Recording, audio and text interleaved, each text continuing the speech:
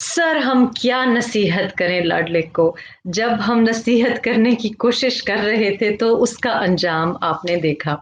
और आज हरिपुर से लेकर बफा तक और उसके आगे तक थाकोट की जो सीपैक की सड़क है वो कंप्लीट हुई है। जिनको क्रेडिट मिलना चाहिए था तख्ती लगाने का उनको क्रेडिट नहीं मिला। लेकिन आज इनॉग्रेशन करते हुए जबान लड़खड़ा रही थी लाडले की।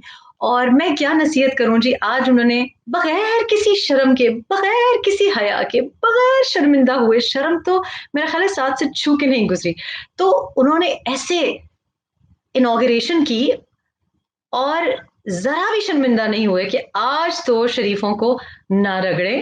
कम से कम चले उनको क्रेडिट ना दें, लेकिन कम से कम इसको एक जलसा ना बनाएं। आज उन्होंने एक्स्ट्रा कंटेनर टाइप धरना टाइप स्पीच किया और कह भी दिया कि भाई मैं धरना एक्सपर्ट हूं। और वो लगा क्योंकि आप धरने से तो बाहर ही नहीं निकले, अब ऑपोजिशन धरना दे या कंटेनर पे खड़ी हो वो उनका हक है। लेकिन सर आपको मैं क्या, कोई लाडली को ये नसीहत करे कि अब आप कंटेनर पे नहीं है हुजूर वाला, आज आप प्राइम मिनिस्टर है। I know you can not believe it, लेकिन टीवी पे देखें, अखबारों में पढ़ें, पढ़ना सीखें और पढ़ना शुरू करें कि आपको यकीन हो कि आप प्राइम मिनिस्टर हैं, क्योंकि पता नहीं चलेगा और आप प्राइम मिनिस्टर नहीं रहेंगे तो प्लीज। मैं तो खैर हैरान हूं, पता नहीं बिलावल भुट्टो तो एक लॉजिकल बात कह रहे हैं और हम भी ये बात करेंगे, पानी बारिश से ही आता है, लेकिन अल्लाह बेहतर जानता है कि लाडले के दिमाग में ख्यालात कहाँ से आते हैं, क्योंकि उसकी कोई नॉर्मल एक्सप्लेनेशन बनती नहीं। कहने लगे कि आइंस्टाइन तो उस दिन घबराया होगा जिस दिन बिलावल भुट्टो ने